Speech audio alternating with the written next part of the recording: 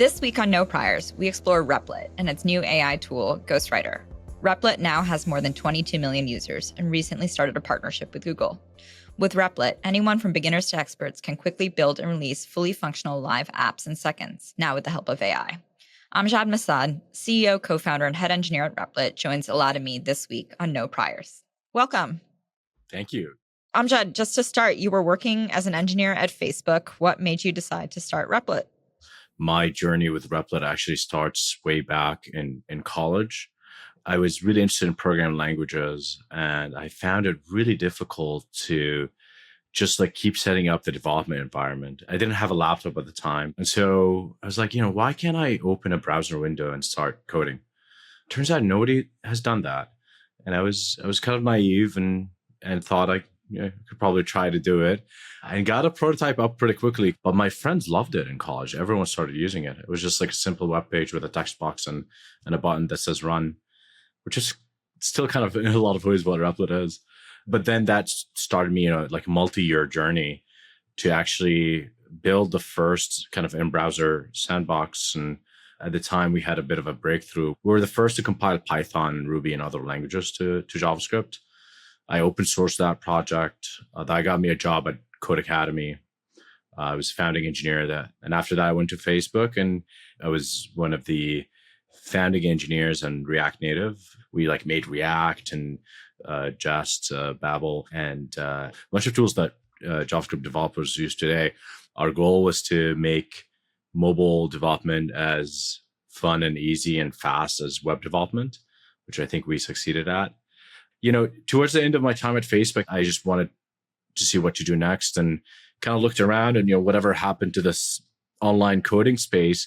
And there was a bunch of online editors, but none of them really felt like web native.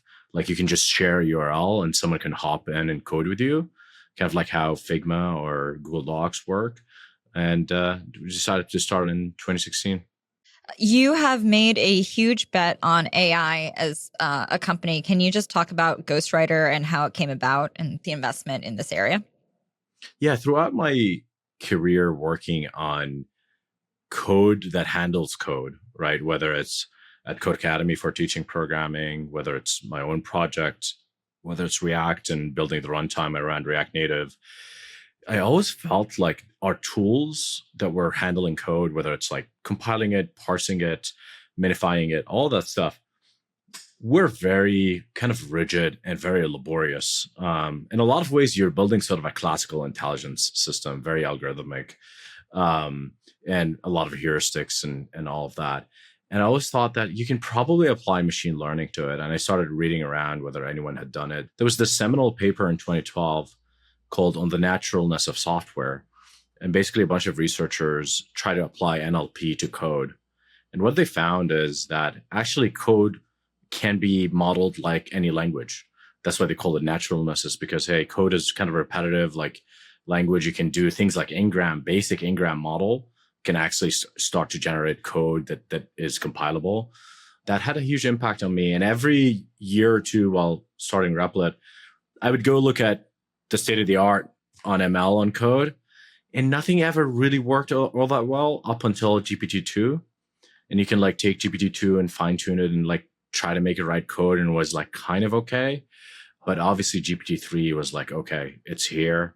And that's when we started building what became Ghostwriter. Initially, it was a bunch of tools kind of sprinkled all over the Replit IDE, explain code, generate code here. And then we wrote our kind of autocomplete product, which is kind of like Copilot. As you're coding, it kind of gives you suggestions. And then we added the chat product, and that all became sort of Ghostwriter, our AI suite. It's amazing that this idea of type ahead code autocomplete with local context has become as widely adopted as it has. Your tool and Copilot are sort of a handful of tools that people very much accept have changed workflow. Maybe if we just project out a little bit, where do you think that the next big leaps in productivity in software development come from in terms of AI? What else is going to happen? It's an amazing tool, but I think it's still very primitive, and we haven't fully explored the full capabilities of even GPT, but also transformer models applied to code in general. There's a lot to do. I think there's a lot to build on the sort of the layer just around the models. So they basically, how do you give models better context? How do you give them tools, the ability for the model to actually be able to go out and read a file, install a package, evaluate code, the ability for these models to be more agentic and be able to kind of write entire features by themselves. And so that's all the work just around the model itself, with the model in the center. But then there's a lot of work on the models themselves that haven't been, fully explored. The way we train models today is we just give it a large corpus of code.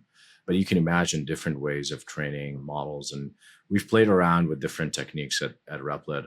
There are ways to make the models, give models more intuition about how code execution happens as opposed to just static code.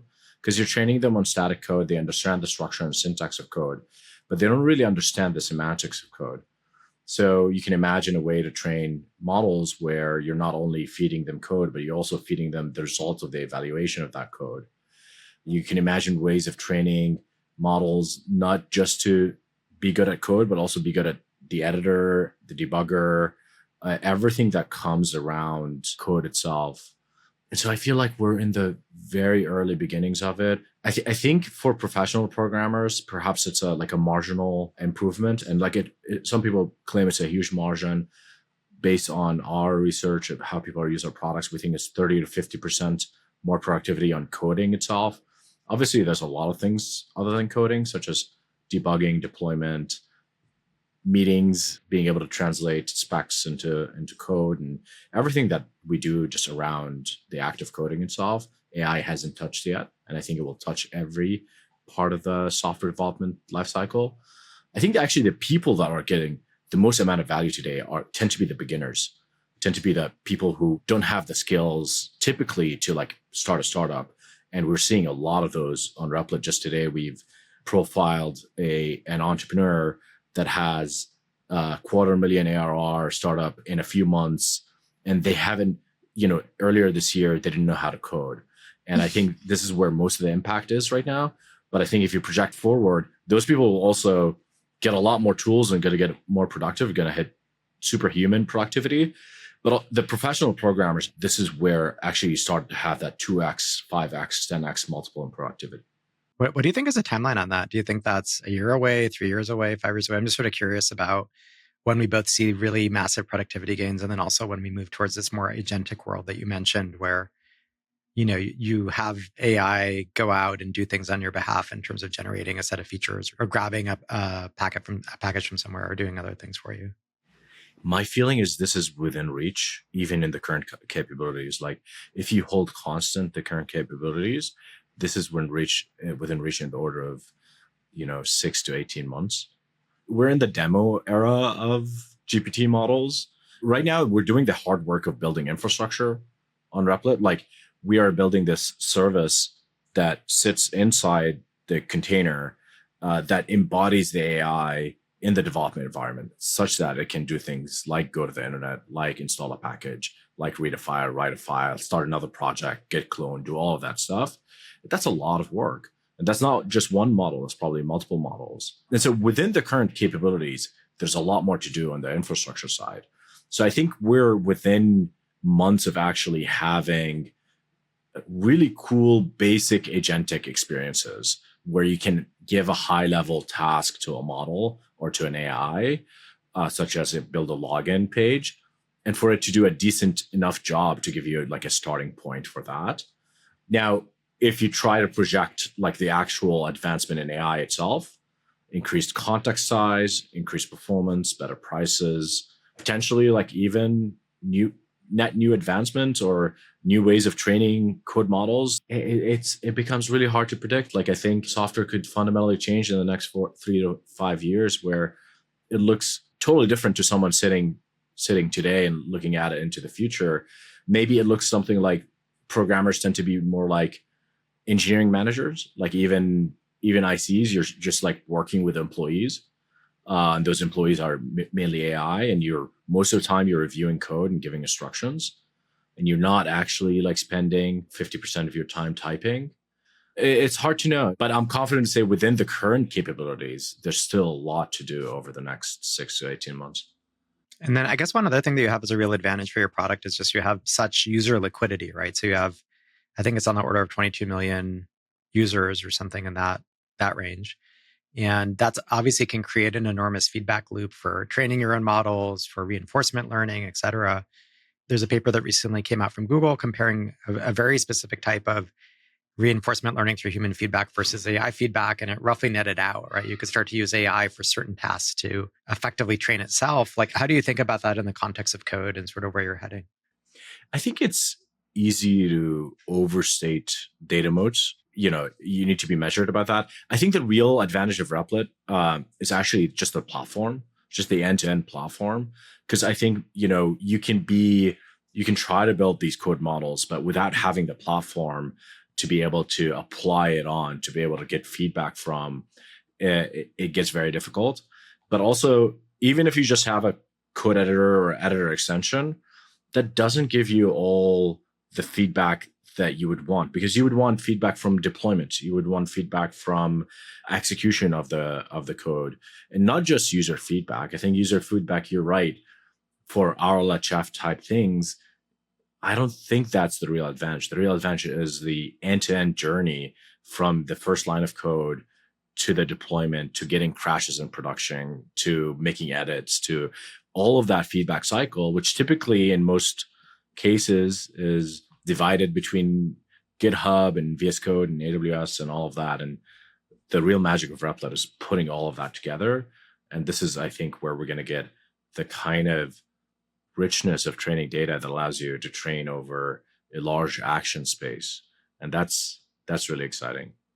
Can you talk about the decision to train models versus use existing APIs? Like, was it just a latency thing? How did that happen? So when Microsoft did it, like they took GPT-3, they distilled it down, and they hosted it on their own infrastructure. They did a bunch of caching, a lot of things like that. If you're someone who's just using the OpenAI API, you couldn't do any of that. And it was very expensive. It was very slow.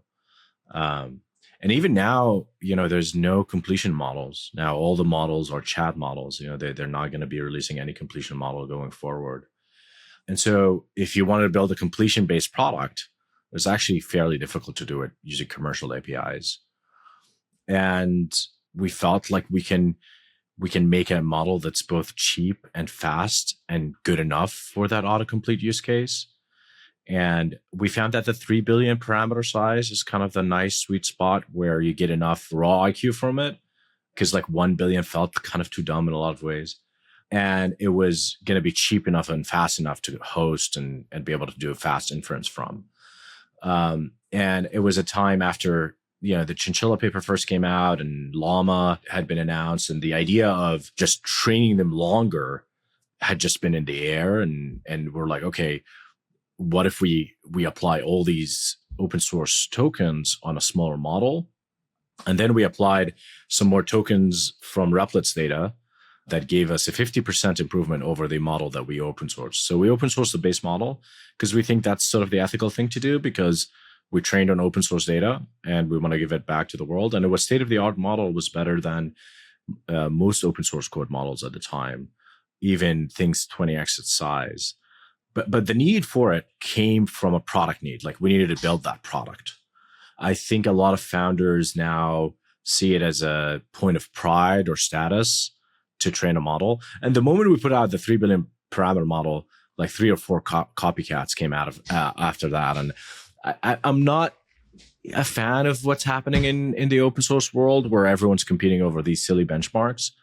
I think it's important to start from a product and start from a user and customer need, and then go from there. Right now, if we could do what we can do with Llama, we'll just use Llama. If we have to train a model, we'll train a model. And that's how we always approach building this company, is start from the customer and the use case, and then solve any technical challenge that you get along the way. One of the interesting debates I've been hearing about Llama recently is how long will Facebook continue to sponsor them as open source models? And So far it seems like Llama 2, for example, is the one that a lot of people are viewing as the most performant, with Llama 3 perhaps being a big step forward in terms of catching up relative to GPT-4 and sort of other closed source models. What do you think happens if Facebook stops open sourcing? Do you think somebody else steps into the void? Do you think everybody's kind of on their own? Like, I'm a little bit curious how you think about the open source world relative to models, given how important Llama has become so rapidly. So when I came to the realization early 22 that we can't build the product that we want to build using commercial APIs, I was kind of depressed for a moment. It was like, oh, we didn't have, a lot of funding or whatever. It's like, okay, Microsoft's going to be the only one's going to be able to build these kind of products. And I got a meeting with Zuck, actually. And I pitched Zuck on this idea. And I remember around the time he did the Open Compute project. So what Open Compute was, like, Google and AWS are going to keep all their data center secrets because it's a company advantage. But Facebook did not sell compute, did not sell cloud. And there's a lot of other companies that did not sell cloud. Cloud was a complement for them, was not a competitive advantage. And so they pooled their resources together and they worked on this Open Compute project to be able to optimize computers for data centers. And it was a huge success. And what I told Zuck at the time was like, hey, why didn't you do that for LLMs? Obviously, open source AI is going to be great for you because you can build better product. It's a complement. And so it's sort of the traditional, like the classical, like commoditize your complement business strategy. And at the time, he just kind of nodded his head. And I don't know if it was a novel idea, maybe he was already thinking about it. But that's basically what he's talking about. I think in one of his interviews, he talked about open compute as an analogy for what they're doing with LLMs. So I think it makes a lot of sense for them to do that. What I'm actually surprised by is how little industry participation they've got. And I think the difference between LLMs and open compute is that the AI safety angle makes it a little toxic for a lot of companies to touch. Like, they wouldn't want to be associated with something that spews something that is toxic or they don't want to touch. So that's another wrinkle that I didn't appreciate. And it takes a certain amount of guts to release an open source language model, especially with political heat that Meta is getting from that. Now, what happens if they stop? I think it would be bad. I think it would be bad for the ecosystem. Will there be another player that will emerge? I mean, the problem, Elad, is that, as you know, there isn't a lot of guts in the industry. That's our problem. It's like, and Zuck has balls, right? Yeah, no, I think it's been super impressive what Meta has done with Llama. And I think it's really helped push forward the entire industry in an amazing way. And so really kudos to the company for doing it. I think beyond guts, which I agree with, there's also the cash side of it. I actually think the money exists in the ecosystem to pay for open source and to help train models. I think the talent base is much harder. And the magic of what I think Facebook did with Llama is they had an amazing talent base and then the capital to train something and then the guts to release it. And if you look at every other open source software wave, almost every major one had a big corporate sponsor, right? Linux was sponsored by IBM to the tune of like $1 billion a year for some period of time. WebKit was obviously sponsored by Google and Apple. Like, there's lots of the really big things that were important in terms of fundamental pieces were sponsored by a company at one point or another. And I think in the absence of Meta providing not only capital and guts, but also talent, there may end up being a gap. But that's one of the reasons I was asking the question, is they have that really amazing intersection of guts, money, and people. Right. And it's unclear to me what the replacement there is. Yeah, it's also unclear, like you said, which other companies would be able to participate in that. And I'm sure they tried to do outreach and they tried to work with other companies. I think on a long enough timescale, obviously there's going to be open source models that are as good as commercial models. But the current landscape makes it hard to kind of imagine how it would play out. And also there's this whole question of, like, if the architecture gets more and more complex, it actually makes it harder and harder to open source, right? Like, there are tools and there are services. Tools especially are easy to open source because it's a binary you can run. And basically that's what we have today. You can just run, it's like a binary blob, right? But if there's like mixture of experts and there are components, stateful components, for running this stuff, then it becomes exceedingly harder to create an open source alternative. I'm curious if we can talk about bounties for a second. Sure. Because you're somebody who like clearly believes in agentic development. And then you stuck a marketplace in your product that allows developers to collect dollars for code that they've produced. Do you think we end up doing that with development agents, or how does that play out? So the idea behind Bounties is that at Replit, we have all this talented people across the world that are learning how to code and that are actually like becoming great programmers that kind of no one knows about. And I felt like it was almost our duty to, make it known that there's so much talent around the world that you can kind of leverage. And a lot of these people don't have any resumes, don't have a lot of skills to be able to go get jobs themselves. So part of it was this community building activity. Can we get all these people money? And like we have people in Africa, India, Thailand, Serbia, all sorts of countries now that are like making money on bounties. The other thing was my view at the time, or my thesis that I wanted to test was it's going to be a lot easier and it's going to be a lot cheaper to be able to get basic software tasks done, because AI, like I said, will have in the short term the most impact on beginners.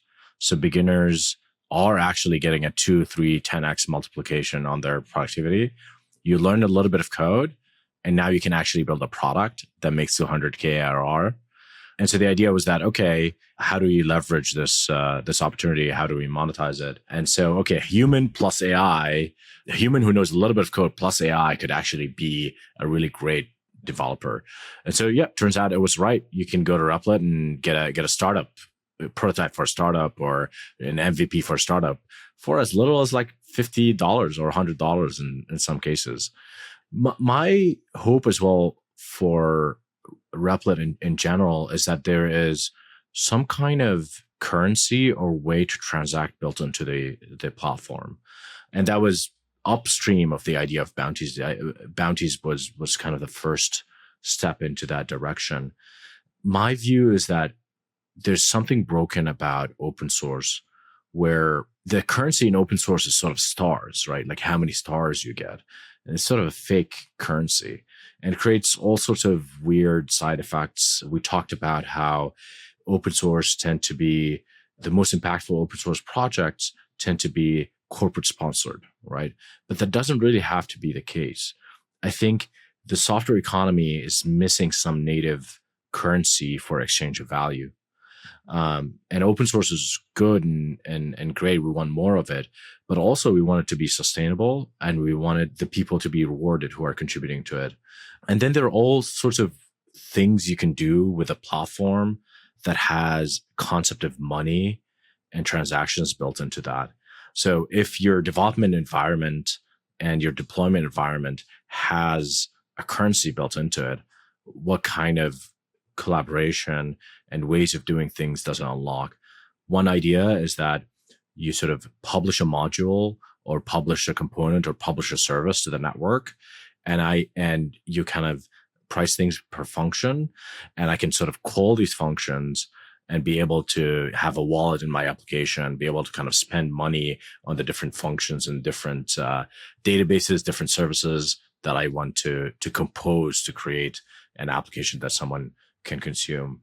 And AI was an interesting sort of additional component to this, because I think agents in the future will also be able to use money to do transactions, do things in the world, right? So right now our AIs, again, we're using them as these co-pilots, right?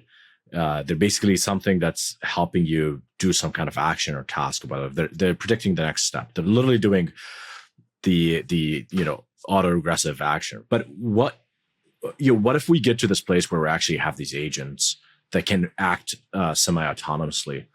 What would you want them to do? Obviously, we want them to interact with the wider internet so that they're coding, they're evaluating code, but you also would want them to be able to spend money and make money. And in the future, I could see people creating bounty hunters that are fully automated. So can you create an AI that can go earn money for you while you sleep? And I think that would be a really cool idea. And finally, I think on the data side of things, one thing that I thought was missing from the data landscape around code is complete project spec or product spec to actual end product. And so we have this data now where you have a literal like complete end-to-end project spec and the actual code accompanied with it. Yeah, we host this college hacker group for my fund for this commit hackathon. And it is very cool seeing how sure some of the like 19-year-olds are that AI is going to change development such that they don't really need to like learn to code in the same way before, right? Like, and if you ask them like, well, do you need to know architecture? And they're like, nah, like, you know, it's more prompt guidance. Like, do you like, who's going to debug? And they're like, oh, another agent. Right. And these are people who, you know, 20-year-old MIT kids that are like designing and building their own GPUs. They're very interested in computing, but the orientation toward I would rather orchestrate some of Amjad's like bounty hunter type developer bots is very strong. So I'm excited to see if that happens. I think so. They'll be some of your first users. I think embedded in their answer is this attitude of like, if it becomes a problem, I will learn it. Right? If the AI can't do it, I will learn it. And I think that's the right attitude for hackers, is that you learn just in time to be able to do that task. Yeah, absolutely. I'm not going to like move myself up the MIT computer science curriculum hierarchy. I'm going to go figure out what I want to build and then kind of work backwards and look, I can jump 20 steps forward because of Ghostwriter now. It's a very cool setup. One of the things that you mentioned was, you know, different aspects of design, payment, different activities, et cetera. Do you think from a payment perspective, anything needs to change in terms of financial system? Is it crypto? Is it just centralized payments and it's just the standard old rails? You know, I'm very pragmatic about like technology. Like if Stripe gets us there, Stripe gets us there. If it is Bitcoin, then it's Bitcoin. I think it's a combination of both. I don't view them as that separate. Actually, like one interesting historical tidbit is that Stripe, Square, and Bitcoin started the same year. And Satoshi was behind all three, it turns out. So. Right. Maybe. It's actually Jack. Yeah, it's Jack and Patrick working together. Right. But, you know, it was obviously in the air, this idea of like the internet is missing this core feature. Money is a coordinating mechanism, right? Like there's so many cool things you can do with money as a primitive, not only for people to be able to kind of buy and transact and value, but, you know, all the things around the people in the Ethereum community that sort of invented with staking. And when I was designing Bounties, I really didn't want it to be this like rigid thing where people apply and you accept them, whatever. What if you could like stake your currency and say, I'm going to do this task. And if I don't do it, you can take $100 from me. I'm going to do it in 5 hours. And for every extra hour, you can slash my funds by X percentage or what have you. And so you have this market dynamic where people can kind of bet on how confident they are they're going to be able to do the task.